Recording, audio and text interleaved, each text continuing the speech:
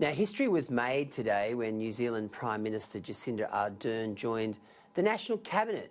Joining us now is Tim Harcourt, an economist at the University of New South Wales. Tim, there was talk by Prime Minister Scott Morrison and his New Zealand counterpart of a Trans-Tasman bubble. How would that work from an economic perspective? Well, I suppose you're right. We've been very close for a long time, and New Zealand almost joined Federation, and they're still invited, by the way.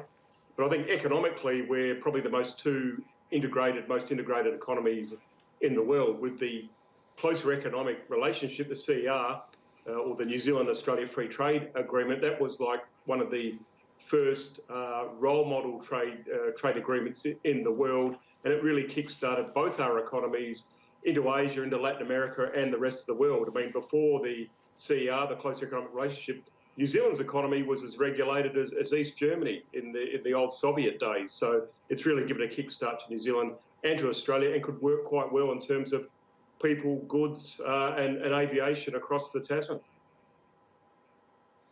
Yeah, it's good stuff. Now, given the woes of Virgin Airlines, could we possibly let Air New Zealand enter into a rival for Qantas in a trans-Tasman aviation market? Well, this is quite possible. When Ansett was on the verge of collapse and Air New Zealand was a shareholder, there was talk at that stage that we'd have Air New Zealand Ansett Corporation, ANZAC, taking on Qantas in a truly trans-Tasman aviation market.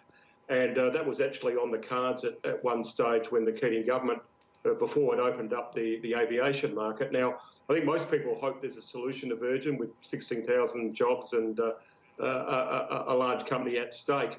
But if the worst came to the worst, you could see Air New Zealand and Qantas going head-to-head, both in New Zealand and in Australia. And in some ways, when you think of Anzac Day, when you think of patriotism, people are quite pro-New Zealand, pro-Anzac, pro-Australasia. So in terms of branding, I'd imagine that many Australians would be happy to fly that other airline, as are Kiwis flying Qantas. Now, Tim, the restrictions in New Zealand have been even harsher than those in Australia. How has New Zealand fared with the economics of coronavirus, and can we in Australia learn anything from that, or do you think there is a big road, a big mountain to climb for New Zealand at the moment? I think New Zealand's done well, and they made the very strong border closures that Scott Morrison later did for Australia. And it seems that 4/5 of the virus has been kept out just by closing our borders. Probably the evidence is now showing that New Zealand went in a little bit too hard, like Victoria has, compared to the other states in Australia. And it could be that we've been able to get just as good results as New Zealand, with perhaps not closing down the economy quite as harshly. Having said that, as we open up, there's a lot to be said for opening up to each other. You know, we have a very good record on COVID-19, both countries so far.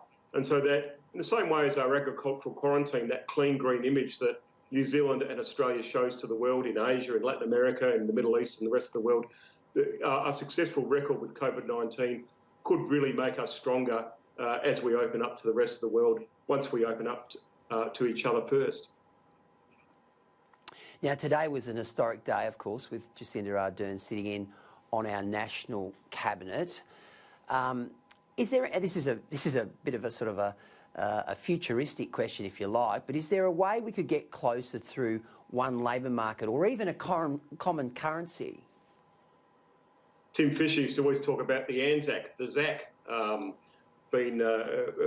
binding us together. Look, I actually think that countries can get as close as Australia and New Zealand can economically, but they don't have to give up their sovereignty. I mean, the great disaster we've seen with Europe is that they wanted one common currency when Europe as a customs duty-free market worked quite well as a customs union. Once you bind a currency, how can you expect Fritz from Frankfurt working in a factory when he's 75 to fund a Greek public servant's pension who's in his 50s? I mean, putting their currencies together, I think, is too far.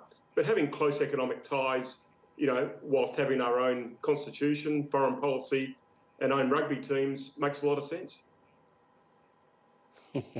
Well, I am going to ask you a rugby question very shortly, very quickly. With respect to trading, how are we placed with the rest of the world on the basis that both New Zealand and Australia have been very effective in flattening the curve?